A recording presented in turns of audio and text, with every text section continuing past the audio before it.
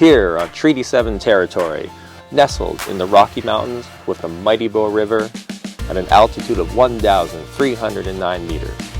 Born from coal dust in 1884 and ever-changing, this is Canmore and we are Canmorites, and this is the Canmorite Podcast. Let's go.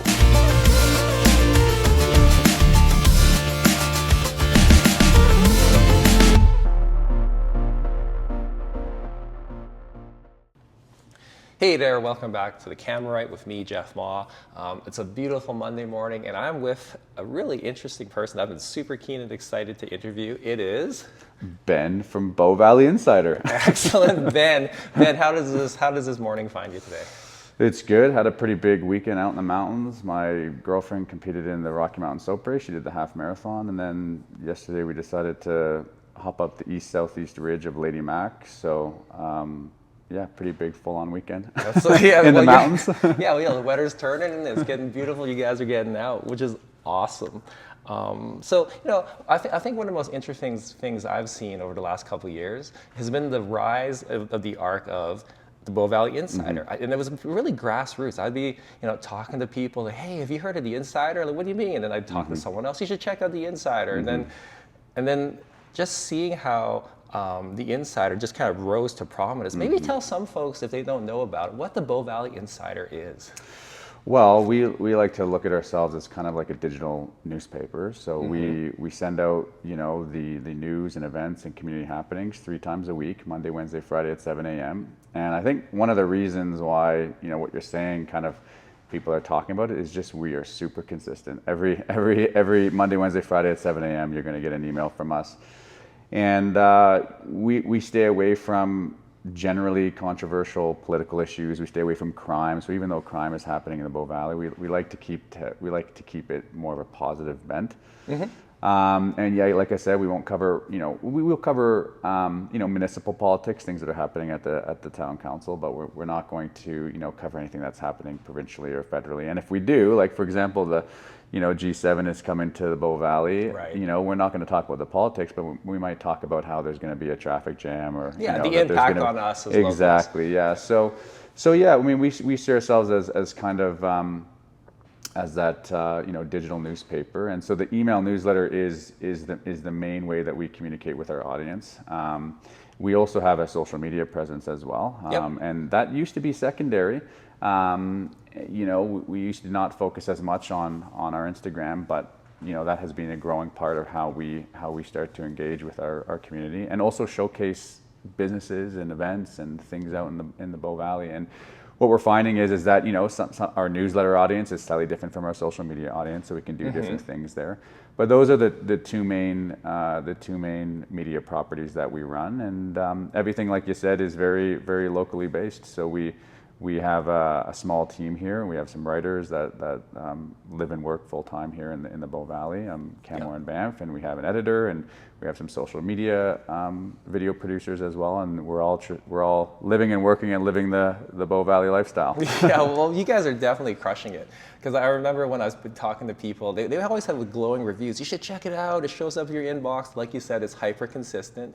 And there's always really interesting things that you guys highlight. And sometimes, it's a bit of like a backstory of something that happened. And so I remember getting on the newsletter, and we get it at our household, and we check it out. And a lot of times, I'm pretty connected with stuff that's happening in the Valley, but there'll be something in the Insider. I forgot about that, or that's coming up, which is really cool. And we try to make it really scrollable because, we know that some people may be interested in certain things or certain other things. And, like you said, we break it down into different sections. So some people just come for the live music section and, or some people just come because they want to, learn about the volunteer opportunities or some of these things.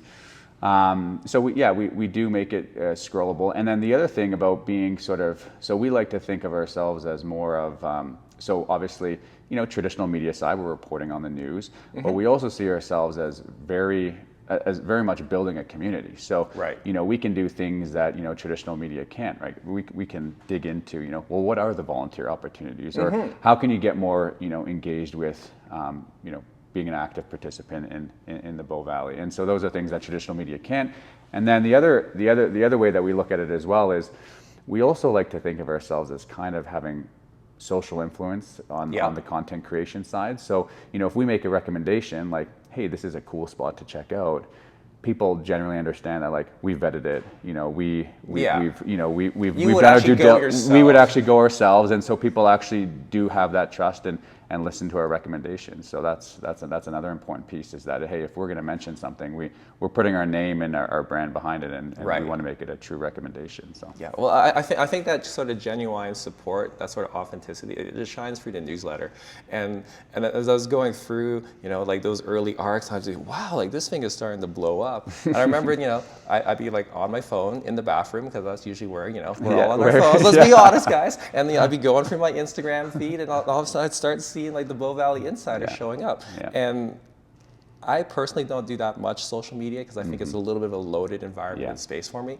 Yeah, we do it for the Yoga Lounge, but I got to say, you guys do a great job with your Instagram feed. Appreciate it. Yeah, like who's the woman that's continually doing a lot of like the talks and stuff? Because she's like, I think she's a really interesting face with the Bow Valley Insider too. Yeah. So it's interesting you say that. So we, you know, social media, if you go into the comment section, there is more toxic comments on social media. So, you know, there's definitely that is definitely just a function of social media. You know, but when you talk about the newsletter, like everything is super positive. You know, it's never that, it never feels like that toxic environment. But to the social media point, so we, you know, our team has a lot of experience in video production. So we know how to, you know, draft a short form video for Instagram, right? It's all about It's tight. So, you know, you have to stop the scroll. There's a lot of, you know, stuff happening, you know, on social media. And so we really, when we create a video, we're scripting the video. So we, you know, we think about what is the hook that can draw people in, that gets people interested, and how do we keep people staying on the video. And what we recognize is that Instagram actually these days is pretty good for promoting video. So we've leaned heavily into video. We don't do sort of static posts. And I mean, if you look at our sort of feed, everything is a video. And that's kind of one of the reasons why and video is harder to do, right? The barriers of entry are a little trickier. So video is harder to do. So, I mean, but that is like one of the faster ways to grow on Instagram these days. If you understand kind of like what can capture attention, and then, you know, lean into the video side, you can grow quite quickly. And then also the Instagram algorithm right now is pushing videos out to non-followers. So you don't actually have to have a big, you know, a large amount of people to follow you in order to have a video go viral, because Instagram will push it out to non-followers, which is great. And then obviously that helps with getting discovered and more people following you. So it's kind of a circle in that way. But yeah, so our team, so we have three people right now who do the video production on the social media. They, you know, they're local here, you know, here to the Bow Valley. We try not to have it branded around one specific person. We try to cycle videos, you know, between the three video producers. And yeah, I mean, so you know, they've gone through a little bit of training with myself in terms of like how to structure video and how to select topics for video. But I want them to feel like they have ownership over the video. So it's not top down. I'm not saying create these videos on these topics, or, you know, use this script or anything like that. They're actually taking the videos all the way from the topic to the scripting. They're even the ones who are posting it. So like, I think this is meaningful. I'm carrying it from ground zero to And we have some you know, guardrails around like, well, here's what here's what we avoid, right? And stuff like that.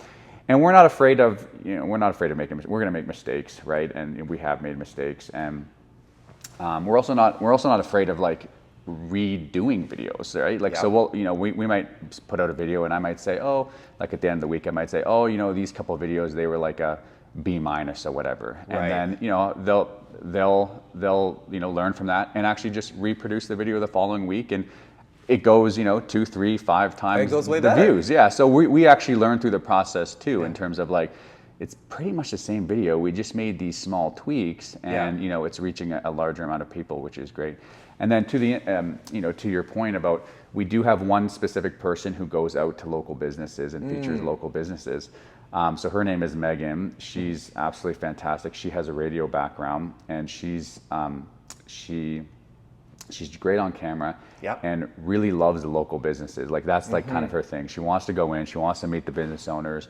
And so we've done tons of restaurants. We've done tons of events. We've gone out to Banff, done the thrift store. We've done some hotels. And so, yeah, we're really excited about featuring local businesses, like especially new businesses that are launching. We're doing some new businesses in Banff next month. And we got a packed summer schedule of turning up to all the events, Canmore Folk Fest and stuff like that. So much on the go.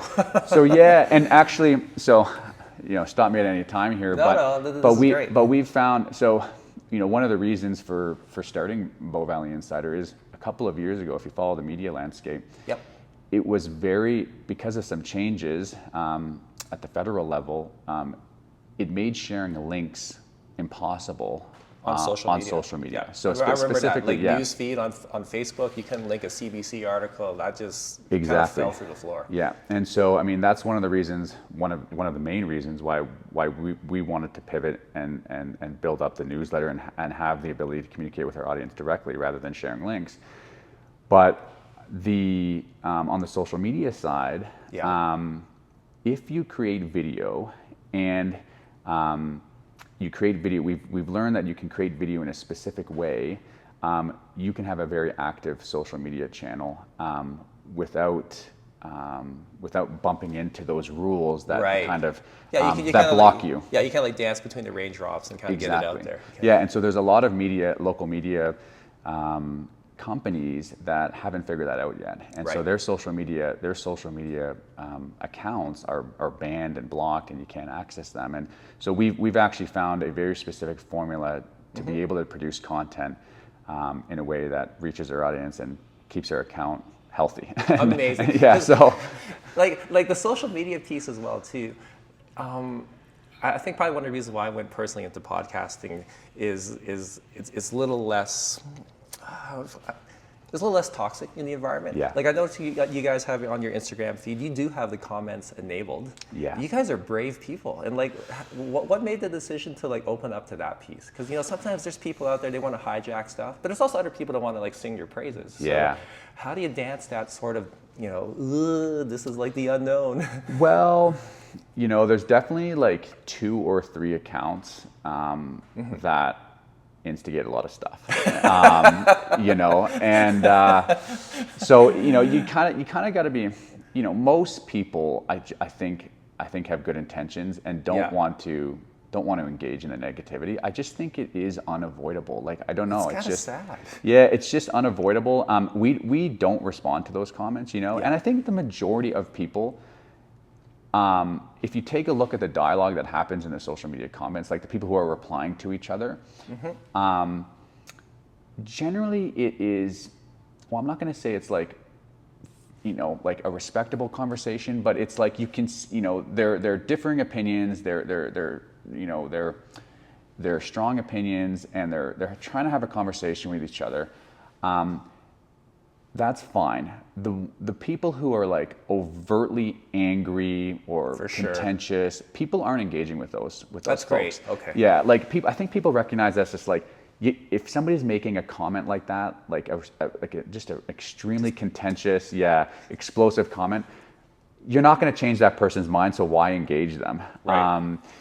And so we generally get into the comments sometimes here and there, You're but brave souls. It's few and far between. Good. We'd rather just we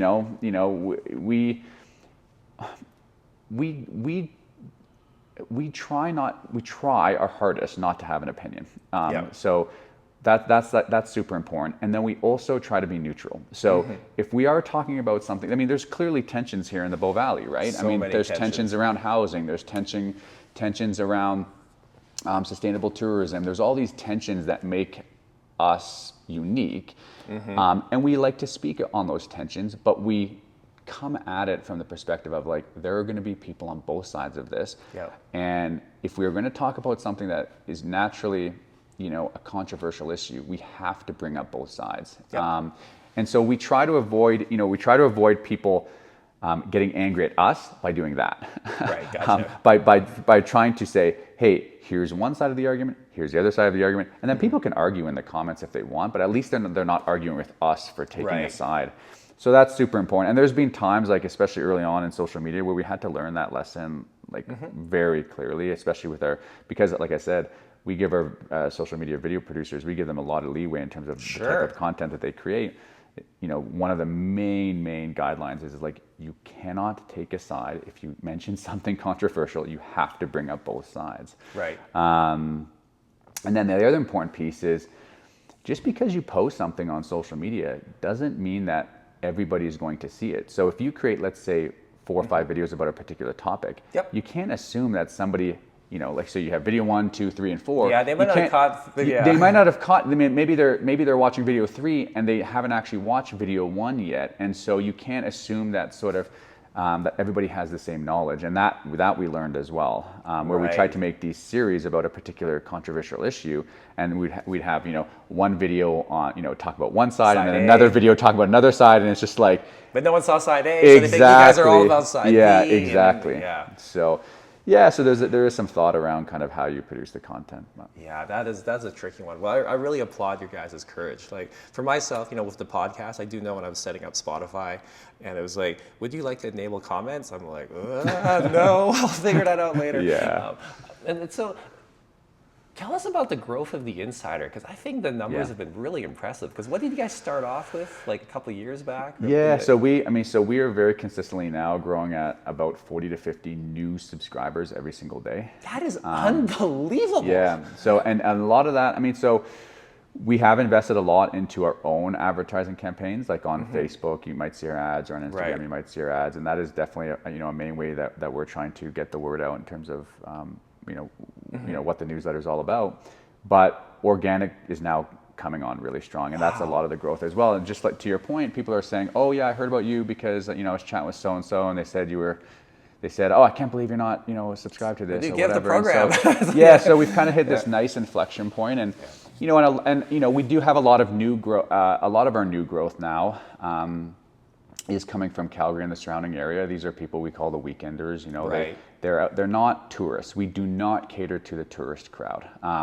People that are out here just once a year or vacationing here or whatever. But if you're out here every single weekend, you're spending money at the shops and the restaurants, and you're hiking, biking, skiing, and maybe even you have a second home here. We have a lot of people like that. Yeah, finger on the pulse. They want their finger on the pulse, and so we are that is a lot of the new growth as well, as the kind of those weekenders. So on the newsletter we have, I think as of this morning, we were like at 12,600 people who get our newsletter, and very, very consistent. There's no convincing people to open up our newsletters. Like they know what they sign up for. Once they get a few editions and they kind of know the structure, they just it's kind of, they make it part of their daily routine. And then on the social media side, we're growing at about, I would say, 2,000, 2,200 new followers every single month. Oh my God, man, this is like rocket launching. Yeah. So good. So we found a nice groove, and clearly we're resonating, and that's awesome. And then the other piece of it that we kind of haven't chatted about is just the impact on the businesses here in the Bow Valley. Because let's talk about that piece. I'm totally curious. Yeah, because one of the ways, so we make money in a couple of different ways, right? This is, we're not a charity, and we're not a community bulletin board. This is we are trying to have a product that is sustainable, that can be long lasting here, and part of that is, we have to make money. We have to pay our pay our staff, and absolutely. So the the businesses that we work with, they run ads in the newsletter. You might see kind of near the top of the newsletter, we have a featured section to feature our partners. We are driving. It still blows my mind, like how much value we're bringing back to these businesses. So we know that a lot of our audience are homeowners here in the Bow Valley, particularly Canmore. Yeah. And so we know if we partner with businesses that serve homeowners, we know that they're going to have that that it's going to be good ROI for them. there's So, gonna be click for through. example, there was a company last summer that launched. They were going out on their own. So they were working in construction kind of their whole lives, but they wanted to go out on their own. They started a concrete company here in Canmore. Yeah. And they were like, listen, Ben, like, I don't know. I know what I'm doing like in my trade, but I don't know how to market. I don't even have a website. I don't know what I'm doing, but I want to get the word out. We ran 2 features for them in the newsletter, and they booked $32,000 worth of business. What? And they were just like, holy cow, like, you know, like we wouldn't have been able to do this otherwise. And now they're, you know, now they're crushing it and stuff. But we've launched businesses off of our newsletter. We work with, organizations like the Banff Center, and we work with like Canmore Folk Fest. And so even like event-based businesses, we're getting the word out in terms of like, what are the things happening in the communities, and, you know, selling tickets for those events. And and even we just have like people who are wanting to promote their side gigs. Like we have a gentleman who hosts events up at the Canmore Nordic Center. He's a teacher, but he wants to, you know, host trail running events and other types of events. And again, he's busy doing his day job and whatever. And it's like, don't worry, we'll get the word. We'll get the word out. We'll get some, you know, not only will we get you signups for your events, because we know we have a very active audience. Like, you know, people, I mean, anytime we feature anything, like we partner with Ski Big 3, and so anytime we feature anything ski related, it's just, you know, goes quite wild. So we know we have a very, you know, active audience, and so it's like we'll get your participants, but we'll also get your volunteers, right? And we'll also maybe connect you with other sponsors that might want to sponsor your event, because we can do that as well. So the impact on the community is you know, from that business side is unbelievable. Even just bars and restaurants. So we do surveys all the time with our audience, just to learn about kind of, you know, what do you want to see more of, or what do you want us to avoid. And the last survey we ran at the end of 2024, 76% of our audience said that they wanted more food and drink content. So we created a bar and restaurant program where we work with bars and restaurants so they can submit their specials and their promos, you know, to us. And so and here's the other interesting part about being a digital media platform versus like print media, is we can track all the metrics on the back end for businesses. So for example, if a bar or restaurant has an open table link, a reservation link, where, you know, you click from our newsletter to then go book a table at, let's say, Table Food and Drink, who's one of our partners, or wherever, we can say, oh, here's how many reservations that we were able to book for you. Right for you. Yeah, right for you. And so, you know, I think in the last 30 days or maybe it was in just the month of April, it was something like 230 or 260 reservations we booked for our restaurants. And so people are actually, you know, they're learning about like, oh, the Monday night pasta specials, or the, you know, the patio party that you're having, or whatever, and they're actually taking action. And so that's, to be honest, like that is like the most that is the most surprising part to me, is just like the value that we're actually helping, you know, for these local businesses. Awesome. That bang for buck is amazing, because I really feel one of the challenges with like print media is that A, it's like crazy expensive. B, like the reach is kind of limited. So for example, when you're talking about reaching out people to Calgary, you know, the Outlook's not going to get distributed that far into the city.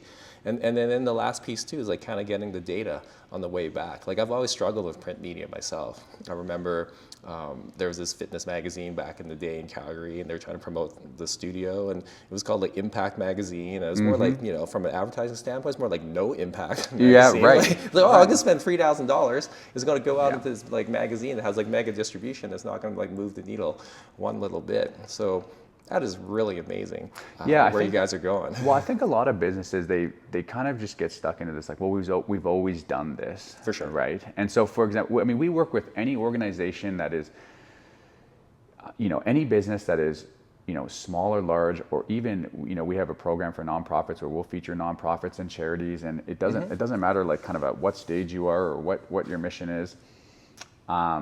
You still want to track impact. Like, I mean, so for example, like we work with the Rotary Club of Canmore, and, you know, they came to us and we had a conversation, and I'm like, well, I see you, you know, taking out ads in print media, and you know, how's that working? And they literally said, they're like, we have no idea. I know. We just Right? always had an account. And you know, send we some always stuff. have an account, and you know, and so I said, okay. I'm like, well, so we, you know, they're a new partnership for us. So, but we, you know, starting in March, we started to promote their annual golf tournament.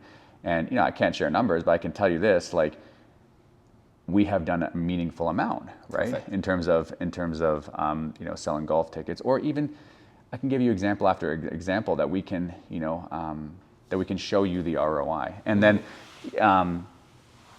and I always tell our partners, I'm just like, if we're not creating ROI for you, then we will tell you immediately, and we will correct it, or we will say that this isn't the right fit. Right. And we're at the point now where we know the businesses that we can really drive significant value for. So for example, like, there are some guiding companies out of Canmore that, you know, do Moraine Lake tours. Well, that probably is not the right fit for our audience.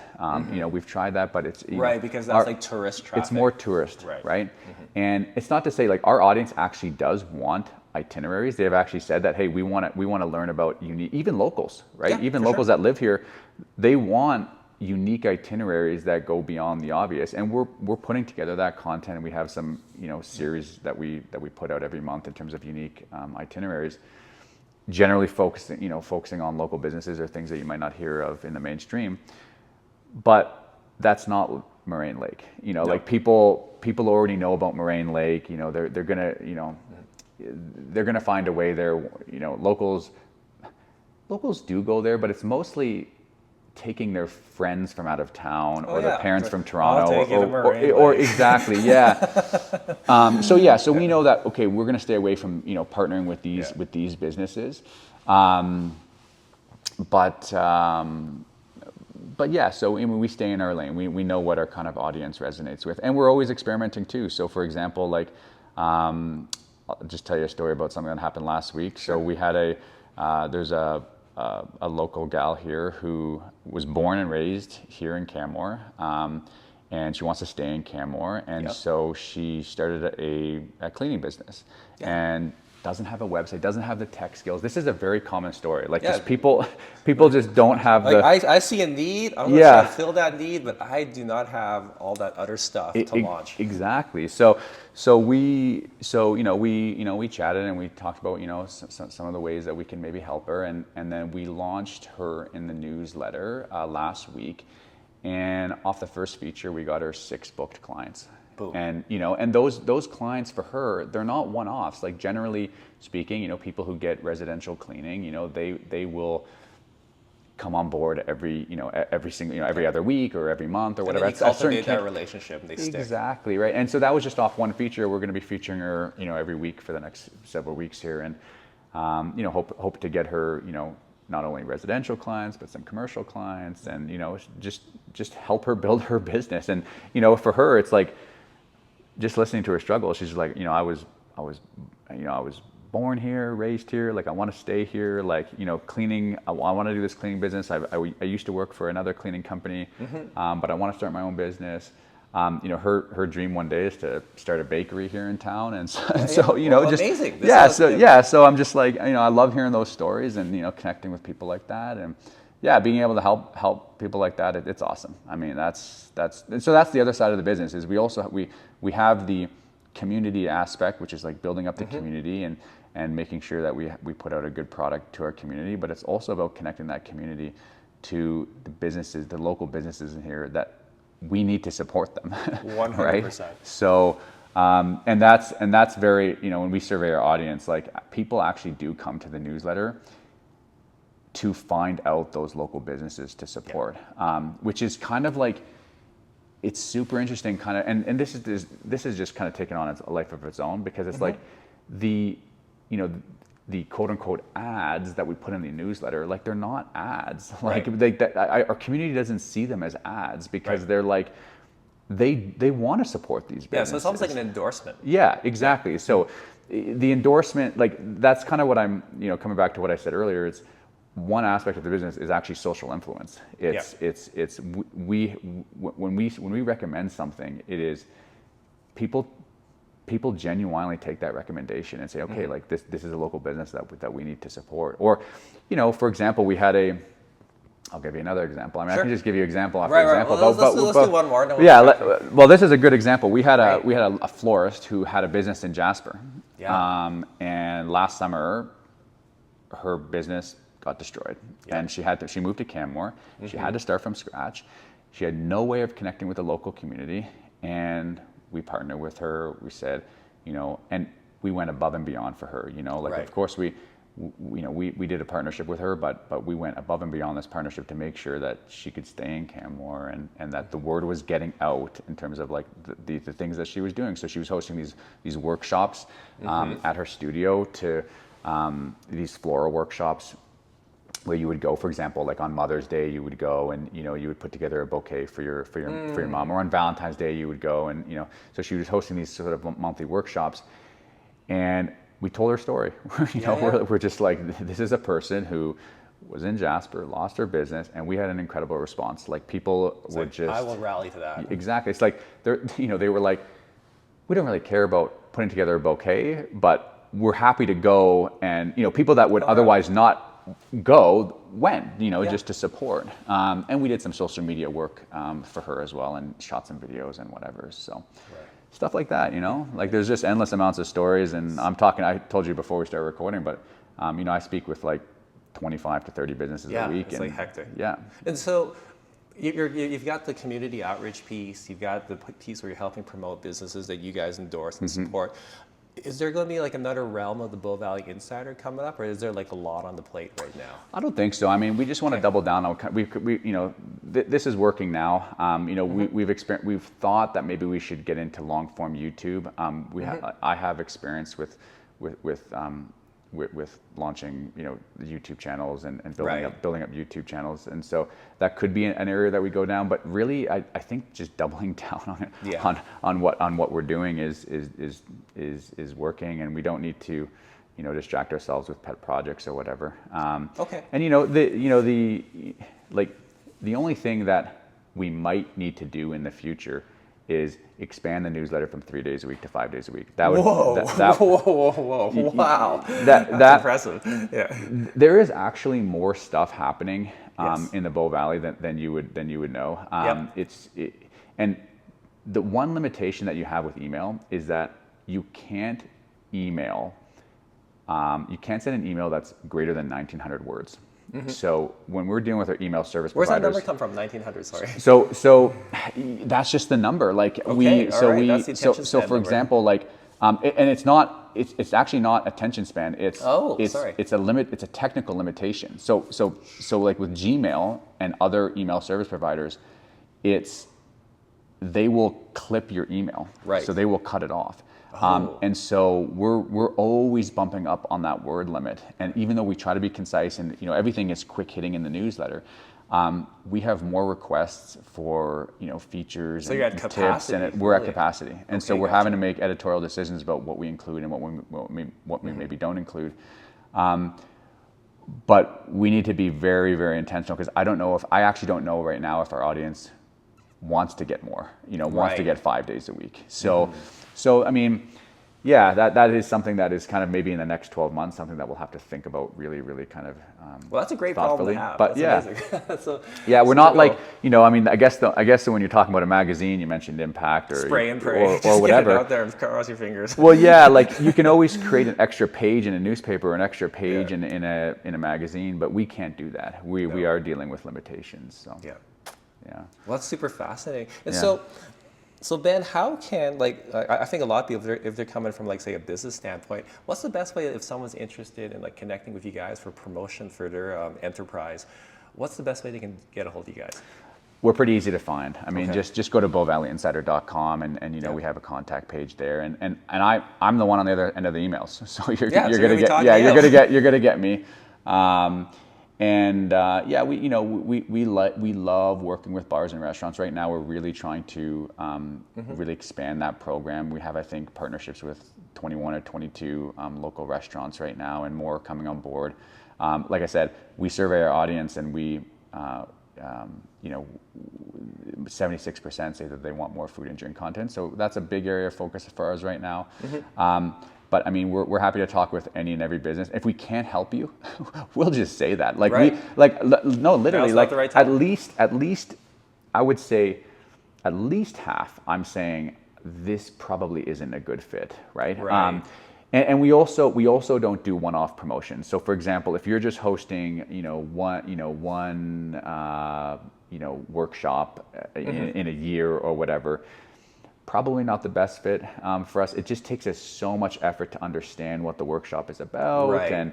and we have copywriters that will dig into your business and whatever and draft the copy, and then there's back and forth in terms of approving the copy, and just one-offs don't work for us. So it has to be the type of business where you're looking for kind of ongoing exposure and promotion and stuff like Right. that. But generally speaking, I'm happy to talk to anybody and everybody, and it's great to just have a conversation with me, because oftentimes I'm able to connect them with somebody that I might not be able to help you, but hey, you said something interesting. Let me connect you with this other local business that maybe Right. might be able to help you or whatever. Okay. It's funny. Like I was chatting with James from the town of Canmore, who runs the economic development program. Yeah, one of the ACTEV guys. Yeah, Yeah. for sure. So I went for coffee with him, and he was and I told him, I'm like, yeah, I talked to like 20 to 30 businesses a week, and he's just like, dude, you're talking more to businesses than I am, and he's like, this is my job. I'm supposed to be talking to the businesses. I'm like, yeah. Well, if you have any questions, just let me know. Come on, James. Ben's eating your lunch. Get out there. So I thought that was funny. Cool. Well, this is wind her down. Ben, like the service is obviously amazing. You've definitely piqued my interest more to kind of like talk about perhaps promotion for the Yoga Lounge. But is there anything else you want to let people know before we kind of wind her down? Well, I'm always open to feedback. I mean, we don't get sometimes we don't get everything right, but I mean, if you're part of the Bow Valley Insider community, I mean, we're always happy to kind of get a message. I respond to every single email. So Amazing. if you're reaching out or and you have a question or concern or whatever, I'm happy to engage with you and chat with you, and then I guess the one thing I will say is we have an incredible. So first of all, Sure. I'm talking about how we partner with local businesses, and that's one of our main, the main ways that we make money. But local media is very hard. Like local news and local media is very, Right. very hard. It's not a very profitable business. For sure. And we actually have an incredible group of donors who we call. Are they almost like a Patreon sort It's of like a thing? Patreon. Okay, yeah. Yeah, it's like a Patreon. So we call it the Coffee Club. So Okay. for $5 a month, you can you can contribute and help support kind of what we do behind the scenes. There's a lot of kind of expense in turning up to events and For sure. all this stuff. So we have an incredible base of donors. I think we're close to 200 now that have decided to just contribute $5 a month, for the operations of Bow Valley Insider. And those 200 people, man, I tell you, like, they're awesome community members. They are. I was looking at the list, I recognize some. Yeah, like they're it's just amazing, like the amount of community support that we've gotten. I mean, even if you don't contribute $5 a month, it's just like there are just some very, very enthusiastic people and who support Bow Valley Insider, and it's been awesome to see. And there's been some individuals who have done a more meaningful donation, and truthfully, without those donations, I mean, it would be hard to turn a profit, and so it's excellent to kind of get the support from the community, and that we've obviously developed a product that resonates, and so yeah, very, very thankful for that. Right on. Well, Ben, I just wanted to take a moment, just thank you so much for your time. You guys are doing an amazing job. I think Thank the Bow you. Valley Insider has become like a service, and it's also become a thing that's like really important for a lot of folks, because this is probably the most dynamic community Yeah. I've ever had the fortune to live in, and just to like see and reveal all the great things that people can do, it's pretty darn impressive. Well, congrats to you as well for launching the podcast. I mean, Yeah, well, I think that we're not going to compete with you. We think that podcasting is a hard skill as well, and Yeah. definitely you're doing a great job, and looking forward to seeing kind of how this develops as well. Awesome. Thanks so much, Ben. Be well. Thanks. And all the best and continued success.